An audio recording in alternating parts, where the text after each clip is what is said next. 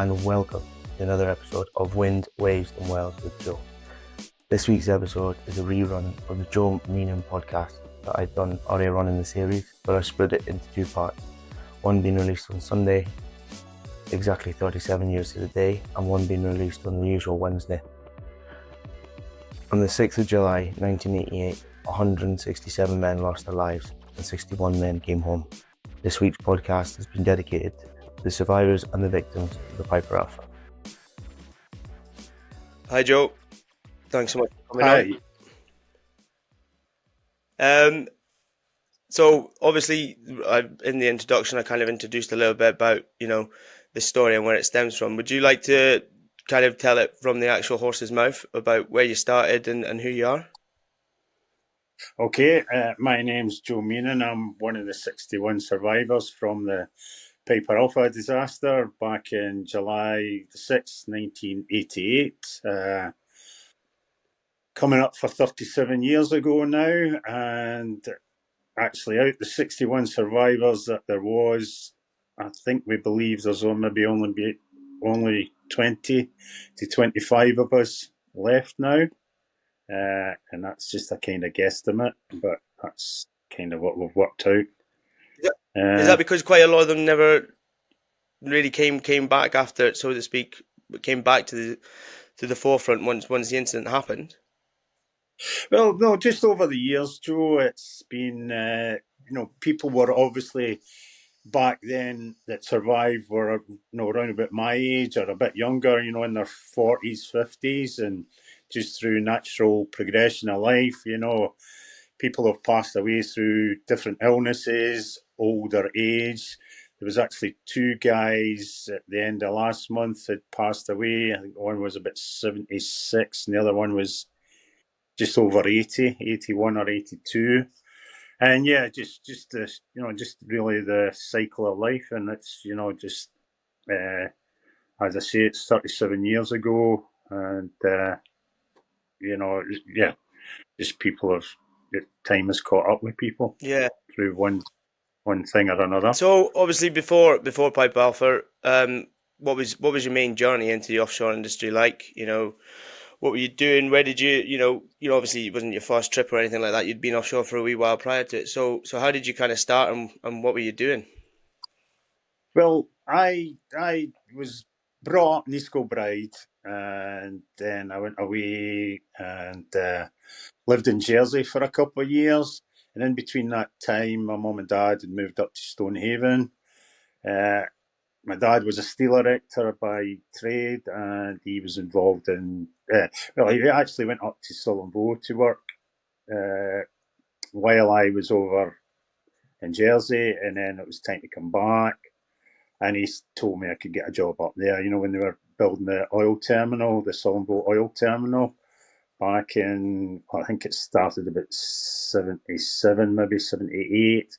I went there in 79 as a trainee scaffolder, and once the building of the oil terminal had finished, it was just a natural progression to go offshore from there, So I first went offshore in 1982 and worked for a number of, I worked basically for one scaffolding company, but we'd been on a number of different rigs, between the first platform we went on was the Dunlin Alpha, and then the Brent Delta were both Shell platforms.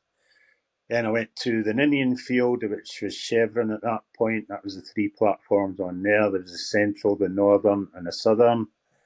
And done a couple of trips on the BP-40s, just on the Charlie platform. A couple of trips on a hookup on the Bray Alpha. That was Marathon at that point. And in 1988, March of 1988, I done my first trip on Piper, which was Occidental platform. So although it was only 6 years I had offshore, I'd actually, had a bit of experience how the different oil companies managed health and safety offshore.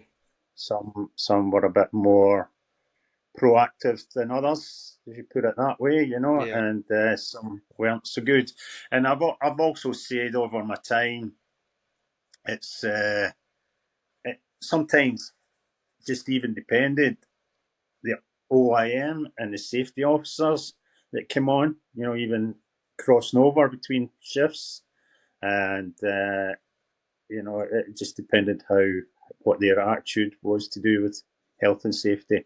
Yeah, You know. yeah, because I can't imagine. I've worked with quite a lot of boys from that kind of era. It was a totally different era, really, in regards to what we get now, kind of thing. But what was that time like? Because ultimately, it was on the back of the '70s, which was boomtown. Everyone was, every man and his dog was kind of wanting to get offshore, and I heard it was mental. But what was the '80s like? Because ultimately, we were getting in the '80s. It'd been a well established kind of industry by then. But what was that era like? What was it like on the platforms, and what was the kind of day to day life like in comparison to now? I imagine it'd be night and day. Yeah, I would imagine so. Uh, Obviously, our accommodation was a lot different. Being contractors, we were kind of put to or our accommodation was kind of the lower end of the luxurious. We were Slum. in 4-man cabins. Yes, well, TLQs, temporary living accommodation, and it was just converted Yeah. containers. Shared. Some of them were shared shower rooms and stuff like that. Not your own cabin with your TV and I imagine computer games. Maybe not so much now, but a few years ago, and you get all your sports and your movies to hand and your accommodation nowadays. I would imagine, maybe not so much in the older platform, but certainly on the more modern platforms. Yeah. I mean, that's one thing I do think about is because you go on these platforms now, which have been around for so long. I mean, they're rotten to the core. What were they like then though? Were they still looked after well enough to kind of, or was it starting to fade away then? Do you think? Yeah, because a number of that platforms had been, uh, established for 10 to 15 years at that point. Mm. Especially the Brentfield and the Dunlin Alpha was one of the oldest platforms also, and I I got uh when I say I done 2 trips on the BP40s, Charlie, and that was like night and day. That was going from like a 2-star hotel to a 5-star hotel, the accommodation and the just your general social facilities. Your TV rooms, your you know rec rooms where you get a game of pool or snooker, uh, ping pong. Just different things. It was night and day, absolutely. Uh, going on paper, it was like stepping back a bit in time.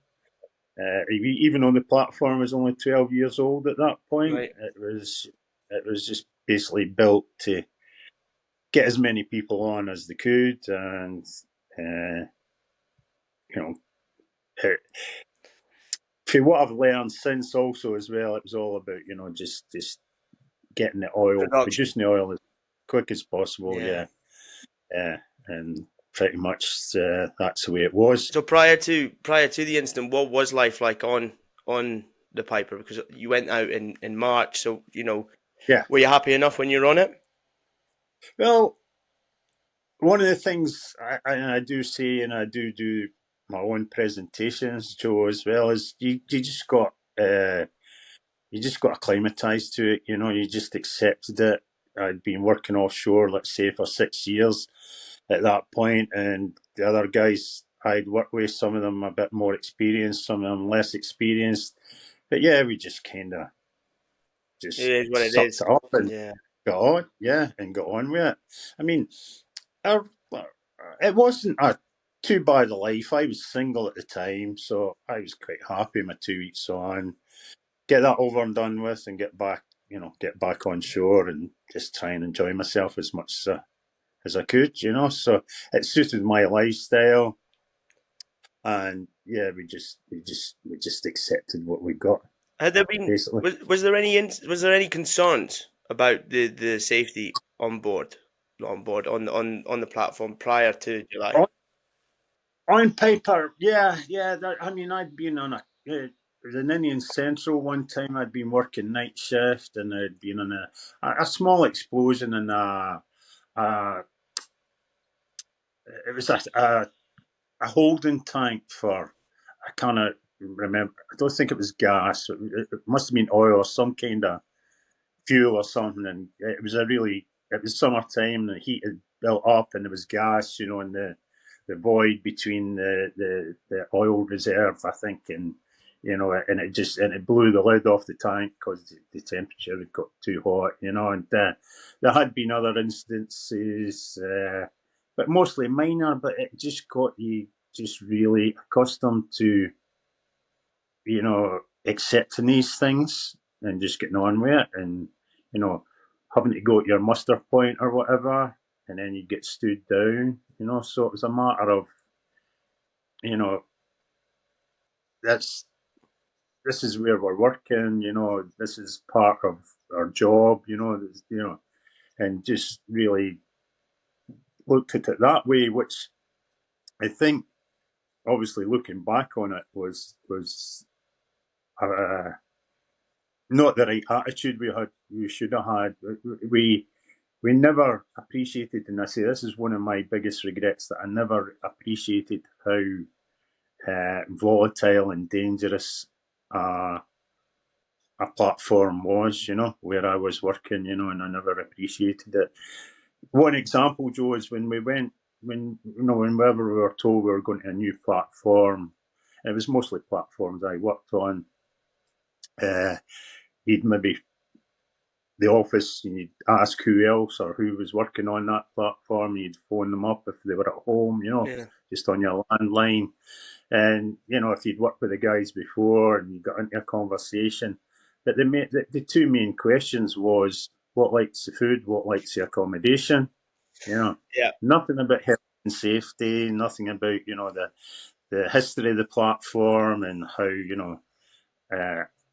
it, if there's been any incidents happened over the previous years on a platform. It was just a whole different mindset back in those days. You just accepted it and got on with it. Yeah, it certainly sounds like with the way you're speaking about it, it's almost normalized to have incidents, get yourself into a muster, wait for it to be sorted out, and then was it a case of, sort it out the next day and get production back and going again then?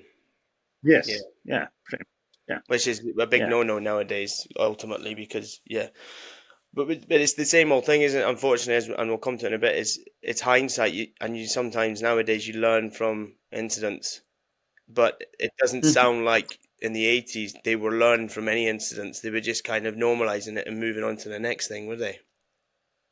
Yeah, well, I mean, obviously, there'd be maybe investigations done or whatever, to causes or whatever, but it was never really shared with us guys or anything. The contractors, I'd imagine it would have been, it would have been shared and investigated by the personnel of the whatever oil company it was, the production staff and such like, safety officers, OIMs. It was never really shared as far down as us, and we just basically get told, yeah, it's safe enough to go and work and, Yeah, crack on. get on with it. Yes. Yeah. Mhm. Well, so I mean, we'll go to it now, but take us back to July the 6th. How far through your trip were you, and what was that day like? Okay, so I was 2 weeks on, 2 weeks off. It was the 6th of July, was a Wednesday that year, and we had one more shift to work on the Thursday, and we'd be flying home on the Friday morning. So I was sharing a cabin with three other scaffolders. Two of the guys I was working with directly, and the other guy, he was working in another squad. And yeah, we just got up. We are starting to get look forward to getting home, and uh, so in the morning of the 6th of July, we got up, went for breakfast.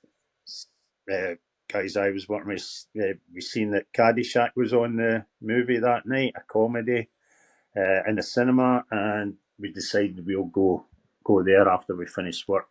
We were working 15-hour shifts, Joe. It was a shutdown. It was on at the time, a kind of part shutdown of the platform. And as we seen the other scaffolders during the day, there was 15 scaffolders on at that point because it was very, very busy time. And we just said to them guys, let them know what we were doing that night. I think maybe 10 of us went to the cinema that night. Might have been 8 or 9. I can't remember exactly. But it was a kind of just a normal day for us. It was just nothing too much out the ordinary was going on. We were extremely busy, let's say, working 15-hour shifts. And as it came to 9 o'clock in the evening, that was our finishing time.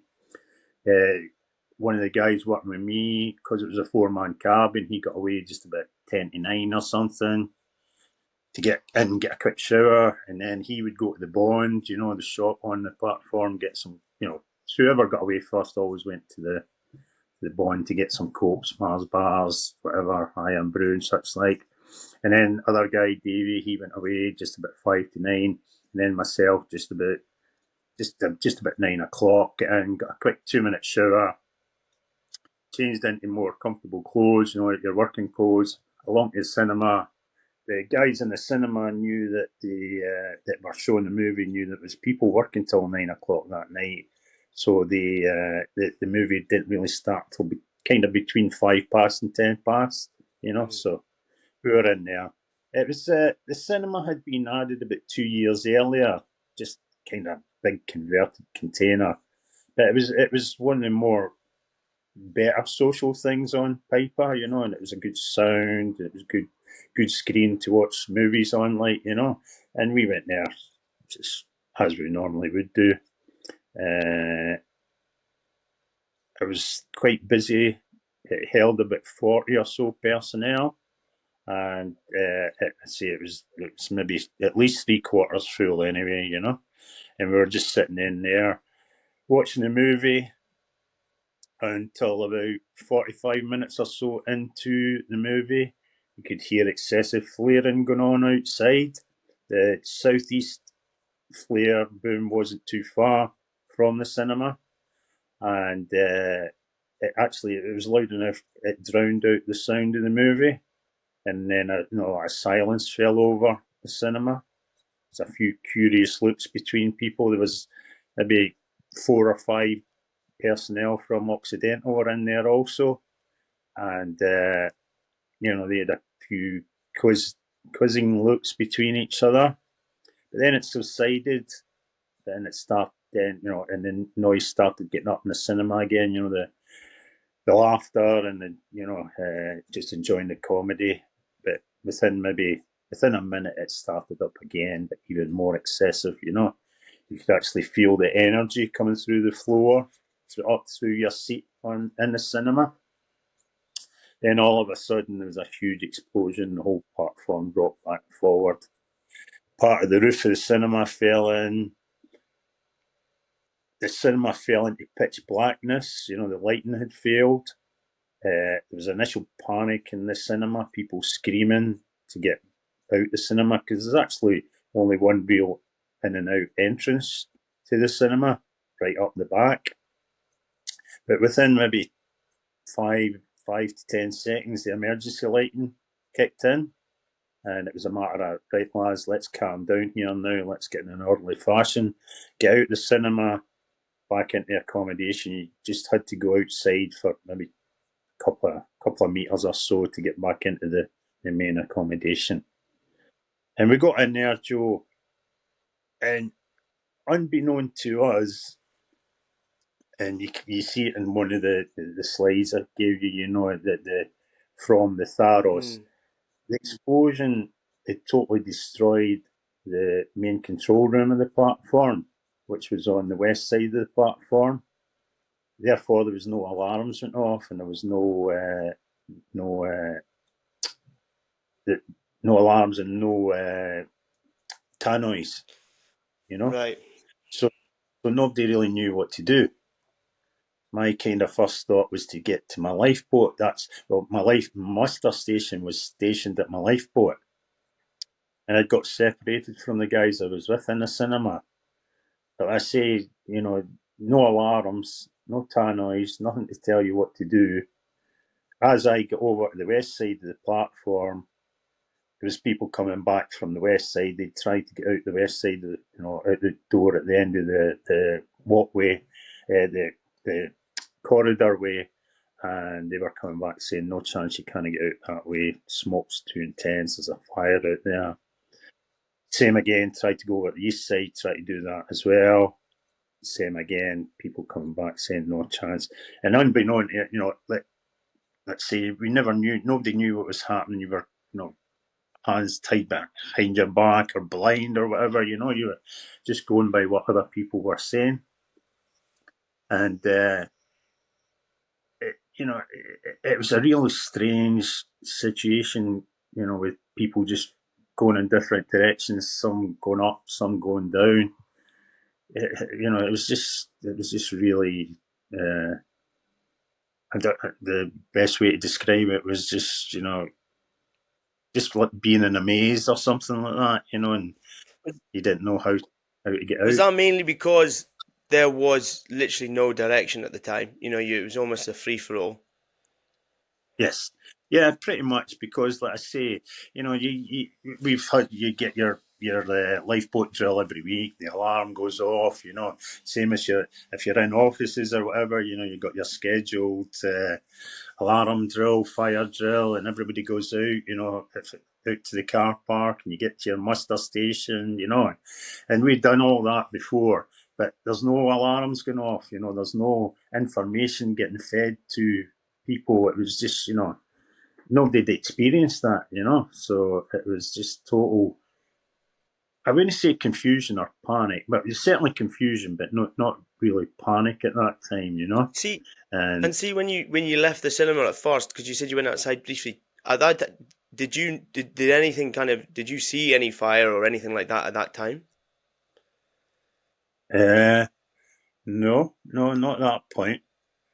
No, it was just a matter of getting from the cinema. I'd say it was maybe just a couple of meters or so back into the main accommodation. And was it Uh, absolutely, because obviously platforms normally are roaring, but you're obviously in shutdown. Sorry, so it wouldn't have been as loud as usual. But was it loud at that time because of what was going on? mhm. It wasn't any more than what I would have, been Yeah. accustomed to. You know, So at that time, uh, you guys really didn't actually have a clue what was going on at all, just that something was not right. you just knew there had been an explosion.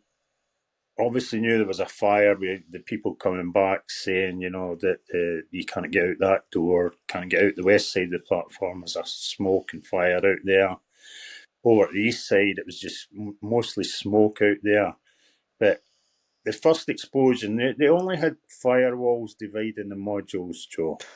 And the firewalls were, even though the platform was only 12 years old, the firewalls were that degraded that if you pushed with your finger, you could have pushed a hole in the firewalls, and you didn't even have to push very hard.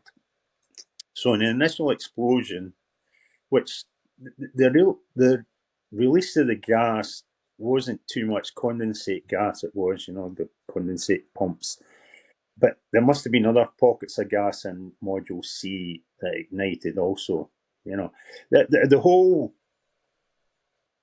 11 days I'd been on the platform before that, you could smell gas throughout the platform, in different areas. And yeah, I say, yeah, we just kind of got on with it. Accepted it, so to And speak, but accepted because you didn't know any better, did you really, ultimately? well, but we probably did, but we just accepted what it was, Yeah, you know. it was day to And day, normal No, it was your Yes. day-to-day job, was it? And you Yeah. you didn't know any better really at the time that was totally wrong, really. I think we, and that's how kind of what I say also myself is, that was one of my biggest regrets. And you couldn't speak up too much at that time either, or you would get NRB, Yeah, not required, you know. And it happened to a number of people over the years on different platforms I'd been on, and you'd come back for your 2 weeks, and it's pretty much the same crews, and you'd be asking, where's such and such this trip? And whether it was a pipe fitter or a welder or electrician, rigger or whatever, they'd say, oh, well, such and such Jimmy or Frank has been saying too much, and they're just, yeah, they're not coming back, and if they were lucky enough for whatever company they worked for, they'd maybe get moved to some other platform or job, but, if you did cause too much, a stink, you'd get NRB'd, like I said. But yeah, just yeah. I mean, Piper had a pretty poor safety record over the years. It was a year or so before there was a couple of a rigger and a scaffolder get killed because they were working on a job that wasn't, didn't have a permit and such like, yeah, just it's almost that's yeah. one of the. It's obviously we'll go back to the story after, but it's almost like it was not so much destined for what it did do, but it was destined for something had to happen on it for it to kind of ultimate like change its culture though. Well, I mean that's right, Joe. And see if the 80s was so much things going on in the 80s, and the first one I remember was the Bradford football stadium Mm. going up in fire. And then you had King's Cross, you had Clapham Junction, you had the Zeebrugge disaster, they had the Free Enterprise, uh, Lockerbie the year after, you had the Hillsborough disaster, Mm. and all they've all got a kind of a thread, there's things people aren't getting listened to. People are afraid to speak up. People are in jobs that they shouldn't maybe are not well enough qualified to do, Mm. and especially the speaking up culture. I know it's changed an awful lot nowadays, but back then, and that would be even true. I would imagine with the guys who that work for the Yeah. operators on all these different platforms. Yeah, just shut up and get It, on with it, so to speak. absolutely, to a certain extent, just depending on what position they held and how well they were thought of or whatever, but certainly, and it even went right through to what I seen was in the Grenfell disaster as well, that people had been, the residents had been complaining for years to their housing authority and the local council as well, Yeah. uh, the things they were complaining about things and they weren't getting listened to. They were getting ignored. So yeah, so It's still there to some extent, isn't it? Then, when you think about it in that way, there is. Hopefully, it's not as what it was like, back in the 80s, but it's mhm. still not 100% gone, is it? Really? I wouldn't think so. And yeah, uh, I mean, I've been in a number of the companies now, and they're trying to change certain things. Uh, I think the biggest thing is, to what I can pick up, is that the people that are working don't quite get it, as I did myself. That how quickly things could change, and escalate into a major incident. Mm. Uh, so it's still there to a certain extent. If it's ignorance or lack of knowledge or just not knowing that they can do this. So obviously, you've left the cinema now. There's total disarray on the platform. People haven't got a clue, what's going on. You can't go certain ways because people have come back and told you that there's too much smoke or it's there's too much fire. Where's the next protocol? Where do you go to then? Yeah, so this is maybe 5-6 minutes into the event happening after the first explosion. So I say I'd got separated for the guys I was with in the cinema, and just kind of wandering back and forward a bit aimlessly, just asking people what they were up to, and it seemed to be most of the people that were in that area were heading up to the galley area, and the galley was just below the helideck. So, and the galley was a designated safe area. It was fireproofed with a positive airflow, so it should be keeping the smoke out, So eventually I made my way up there, and just at the entrance to the galley was a reception area, and it had like a 3/4 size pool table there, snooker table there, and that's where you would either check in if you were coming back offshore, or you waited in that area till it was time for your chopper to arrive to take you back to the beach, So I got up there. There was double doors that took you into the galley. It's maybe 7 minutes or so past 10 o'clock now.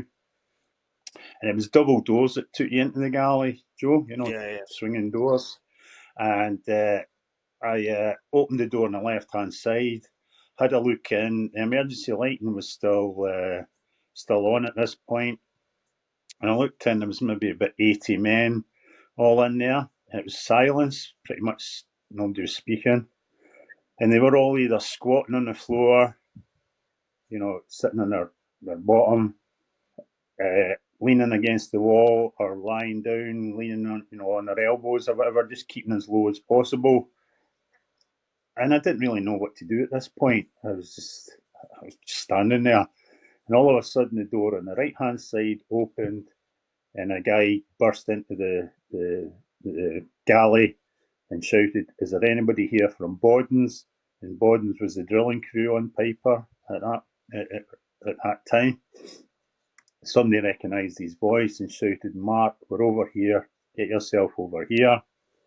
So that's what he done. At that point, well, I thought that was a good idea. I shouted, "Is there any scaffolders here?" Same again, the guys recognised my voice, the guys I was with earlier on, shouted Joe, and they were actually around the back side of the galley.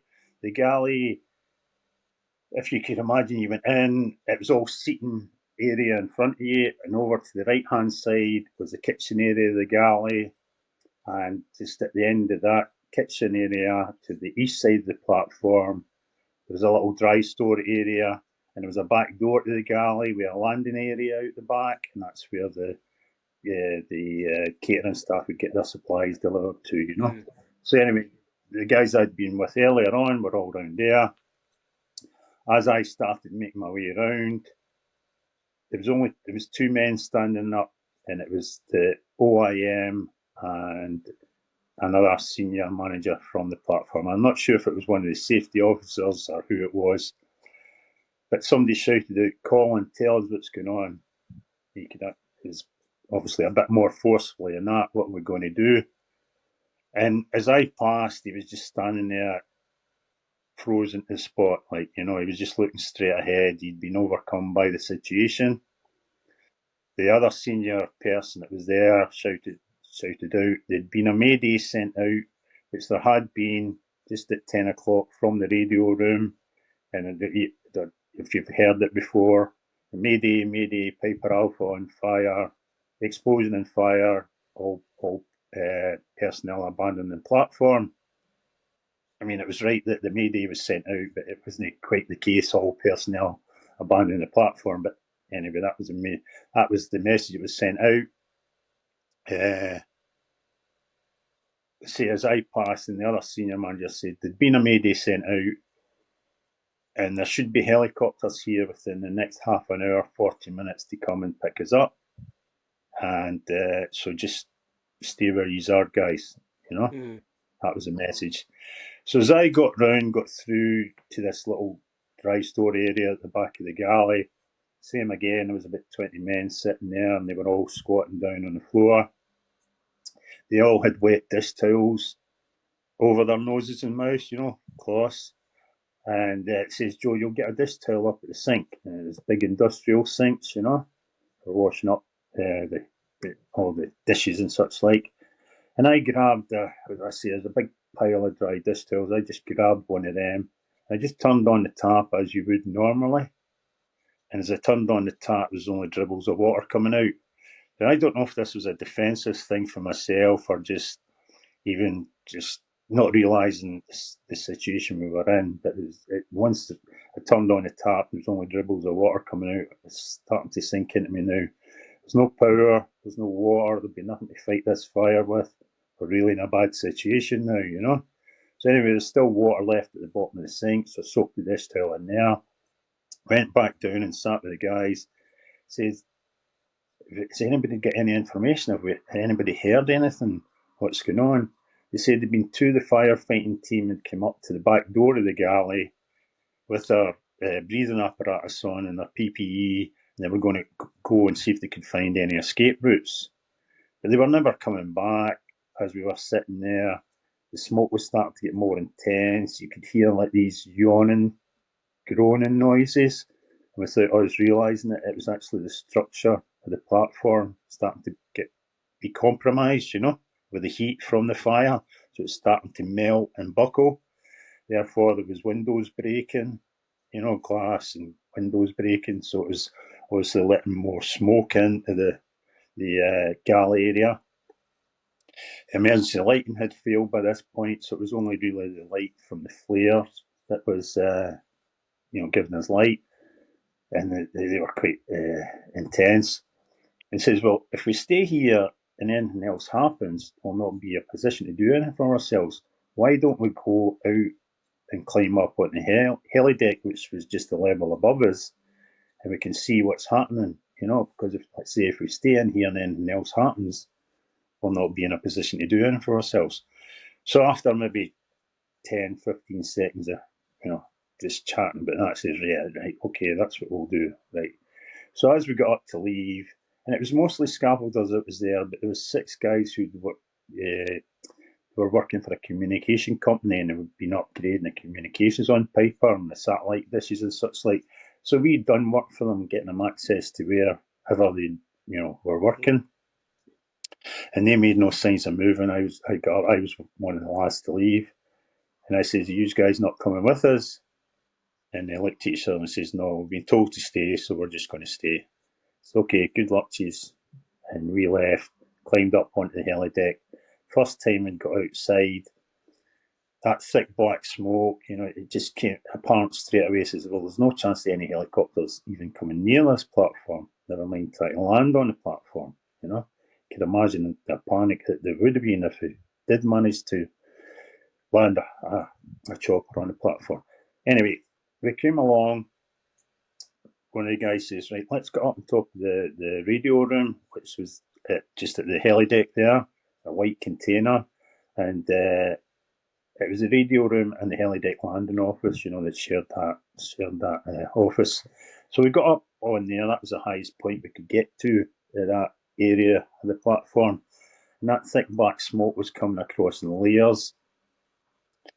Every so often there would be a gap, in the smoke. Like, if you're on the beach, the best way I describe it is if you're on the beach and you see the waves coming in, and you get. So, and we'd all stand up and grab a breath of fresh air. Also, the Tharos was off the west side of the platform. It was connected to Piper during the day, but it pulled off at night time because there was divers in the water from Piper Alpha. Oh. It was mainly there. The Tharos was mainly there for accommodation support, but also had firefighting capabilities, and it had an 8-bed medical facilities on it also. But I'd moved a bit closer, and it had a water cannon right at the top of one of the crane jibs, and it had been the only water cannon that had been trained on Piper up until that point, and it actually caught us up on top of the radio room. The Tharas came in for a lot of heavy criticism at the public inquiry. I do believe that little bit of getting my hair and my clothes soaked did save us from being more badly injured, as I might come on to a little bit later. But then one of the guys says, "Well, go over to the west side of the platform." You know, it, like two heli decks, the main heli deck and the emergency heli deck, it was known as, which was the west side of the platform.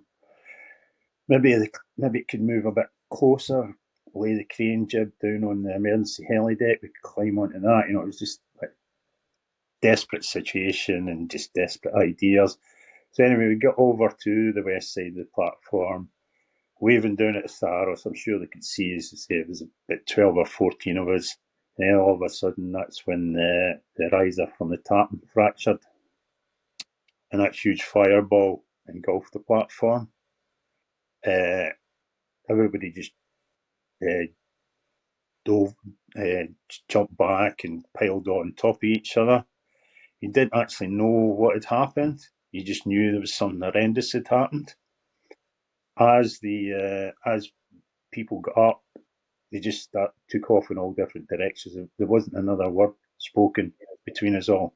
You know, it was panic, really. You know, just people got up. As I got up, and just seeing everybody just scattered in all different directions. Sorry, Joe, how many of you were up there at this time? It was about 12 or 14 of us. Right. Yeah, Joe. And how many of them were scaffolders that you'd worked with before? Yeah, it was. I think it was pretty much all scaffolders. Yeah, I think so. But might have been maybe one or two other people, but not that I can recall. Right. But I know that the majority of them was people I knew. Yeah, and let's say then they just scattered in all different directions.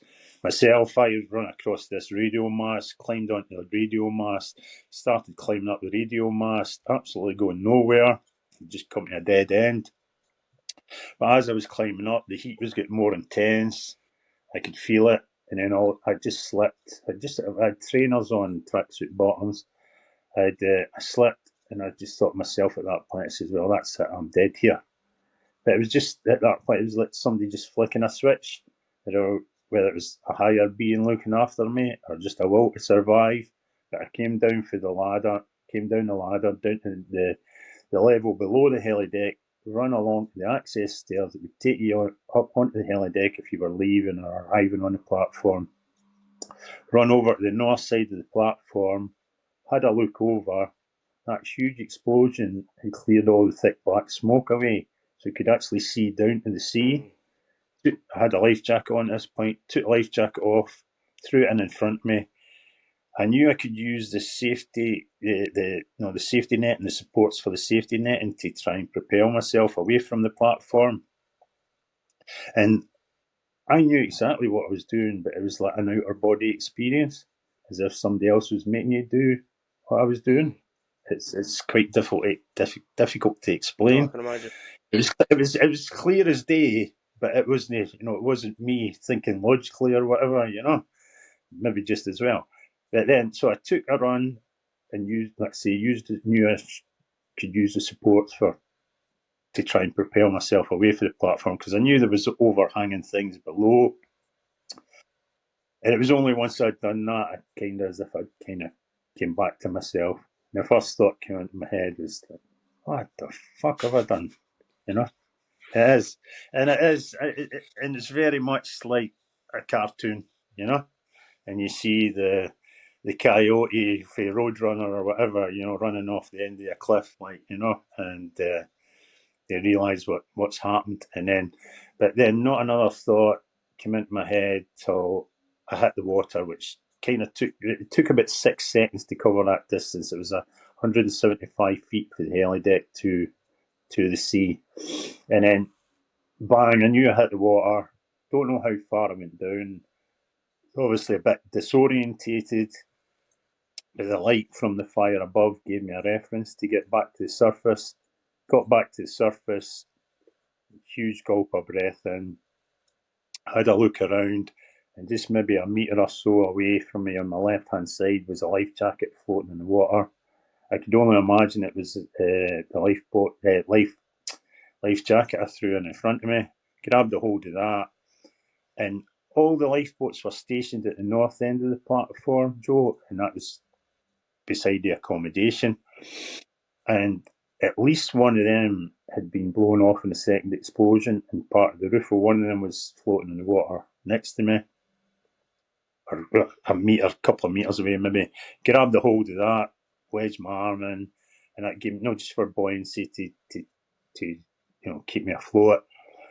And the way, it was a beautiful summer's night that night, you often get offshore in the summer, and sometimes in the winter time, almost flat calm.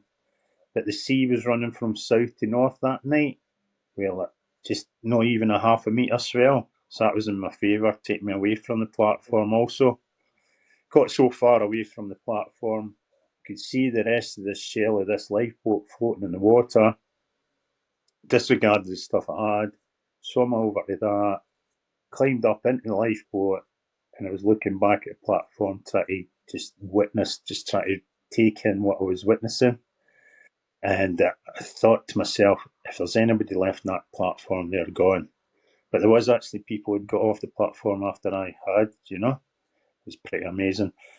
But anyway, everything was happening so quickly. I could hear a fast rescue craft in the water. It was coming towards the lifeboat. As I was sitting on the rim of the lifeboat, I looked down, because I had a polo shirt on and tracksuit bottoms and that, and I looked down, and I had these huge blisters on my hands and arms, and I couldn't figure out how that had happened. Anyway, so like I say, things were happening so quickly. This fast rescue craft came across the lifeboat, asked me if there was anybody else in the lifeboat, got me into the fast rescue craft, and that's kind of when my injuries started taking effect on me. They lay me along the side of the fast rescue craft, and that's when my adrenaline had, reduced, stopped pumping so much, and that's when I say my injuries. So from then on, for about the next 40 minutes or so, I was in and out of consciousness. I do remember them vaguely manoeuvring me into a stretcher to take me through the fast rescue craft back onto the supply boat. And then a bit later on, from the supply boat, they just craned the stretcher straight onto the Tharos. And by that time, there'd been medical people arrived out from Aberdeen or some of the other platforms. I do remember at that point I was going into shock, and somebody says, or one of the medical staff says, he needs a shot of morphine. And I remember just getting that in the left cheek of my bum. I could feel it spreading across my body, and then bits and pieces, and then the next thing I was on a chopper back to Aberdeen to the hospital, and yeah. Thank you so much for listening. I hope you enjoyed it, and if you are enjoying the podcast, please do make sure you share it, like, follow, all that good stuff. We continue to keep trying to bring in good guests and keep this podcast going. And if you feel you've got stories or you want to come on and tell them, please do get in touch. I really do love hearing from people. I do really want to get people's opinions, voices, and all that stuff hard. Until then, goodbye.